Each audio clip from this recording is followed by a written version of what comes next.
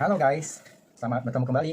Pada kesempatan ini saya akan membahas mengenai nilai kepemimpinan dan indikator kepemimpinan. Nama saya Doni Budiman, mahasiswa program Pascasarjana Setiami, dengan dosen pengampu Dr. Taufan Marlaimin.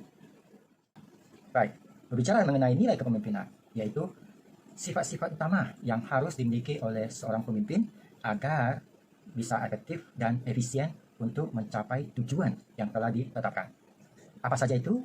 Antara lain, integritas dan moralitas. Berikutnya, pemimpin itu harus mempunyai sifat tanggung jawab, memiliki visi kepemimpinan. Mau dibawa kemana yang dipimpin atau perusahaannya. Selain itu, dia juga harus bijaksana, dapat memberikan contoh atau keteladanan, bisa menjaga kehormatan. Selain itu juga beriman, kemudian memiliki kemampuan berkomunikasi, dan tidak kalah pentingnya memiliki komitmen untuk meningkatkan kualitas sumber daya manusia. Berbicara mengenai indikator kepemimpinan, apa saja sih yang merupakan indikatornya sehingga kepemimpinannya itu menjadi efektif? Yang pertama, memiliki visi, mampu membuat perencanaan strategis, berintegritas, kemampuan untuk mempengaruhi orang lain, kemampuan memberi contoh, kemampuan dalam mengambil keputusan yang tepat dan tepat, kemampuan berkomunikasi secara efektif. Dia juga tahu bagaimana cara mengembangkan tim, transparansi, dan berorientasi pada tujuan. Ada yang mengatakan bahwa seorang pemimpin itu harus kompeten.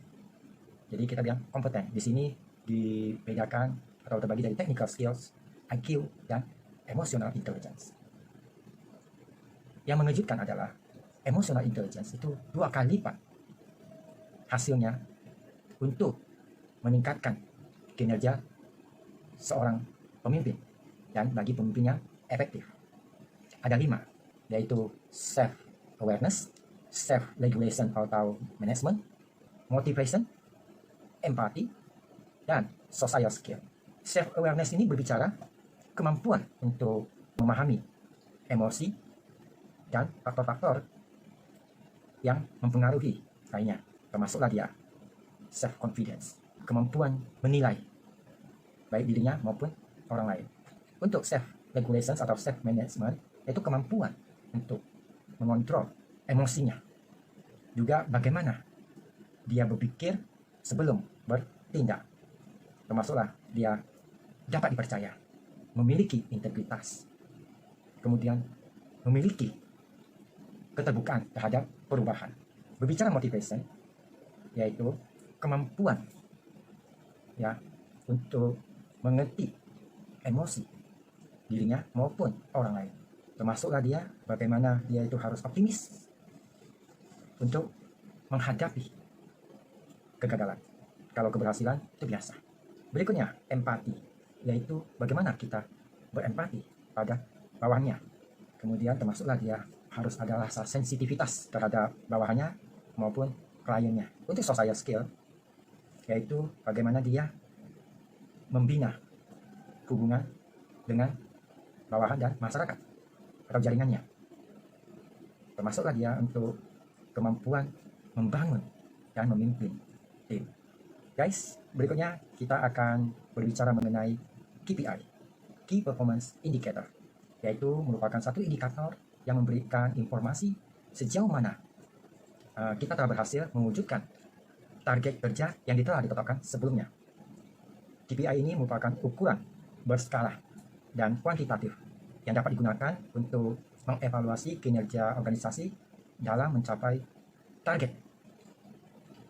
Selain itu juga merupakan alat ukur untuk menggambarkan efektivitas perusahaan dalam mencapai tujuan bisnisnya. Dengan indikator ini, dia akan memberikan informasi ya, apa saja yang telah kita capai, telah berhasil kita capai. Nah, berbicara KPI, apa sih manfaatnya dengan kita mengelola KPI untuk kinerja pegawai? Kinerja setiap pegawai itu harus kita evaluasi secara objektif dan terukur. Proses pembinaan kinerja pegawai dapat dilakukan secara lebih transparan dan sistematis melalui pengelolaan kinerja pegawai dengan sistem KPI. Selain itu, setiap pegawai akan lebih paham mengenai hasil kerja yang diharapkan. Selain itu juga dapat dijadikan dasar dalam memberikan rewards dan punishment untuk pegawai, karena kita sudah punya KPI mereka. Jadi ada dasarnya. Nah, bagaimana cara membuat KPI yang baik? KPI yang baik itu antara lain ya, syaratnya itu harus merupakan satu kemampuan bagi perusahaan untuk mengkomunikasikan strateginya. Jadi itu merupakan satu alat ukurnya. Kemudian alat ukur yang terpilih ini, dia itu harus berfokus kepada strategik perusahaan. Selain itu juga, dia itu bersifat kuantitatif dan memungkinkan dievaluasi secara objektif. Kemudian, frekuensi pemuktahirannya harus berbasis nilai manfaat. Ada manfaatnya bagi organisasi. Kemudian ukurannya itu harus dapat dikuantifikasi, dapat diandalkan, dan dapat digunakan berulang-ulang, repeatable. Hasilnya juga dapat dibandingkan dengan yang organisasi lain. Jadi ada external benchmarking. Hal KPI ini juga merupakan ketersediaan sumber data dan sumber daya lainnya. Kemudian validity of measures-nya itu valid, tidak ketinggalan zaman, mempunyai standar yang terkini. Berbicara cost of measures-nya itu harus lebih kecil daripada benefit yang didapatkan. Jangan sampai biaya dalam mengukur itu lebih besar daripada benefitnya. Selanjutnya, dalam menyusun KPI itu ada beberapa tahapan. Yang pertama, kita harus menyusun tujuan besar KPI-nya dulu, serta implementasinya. Kemudian menentukan unit analisisnya, dan terakhir menyusun poin-poin yang mau dievaluasi. Guys, bisa diperhatikan contoh berikut. Jadi ada unit analisanya, area analisanya yang utama itu apa. Kemudian indikatornya apa saja. Kemudian kita buat bobotnya. Habis itu target.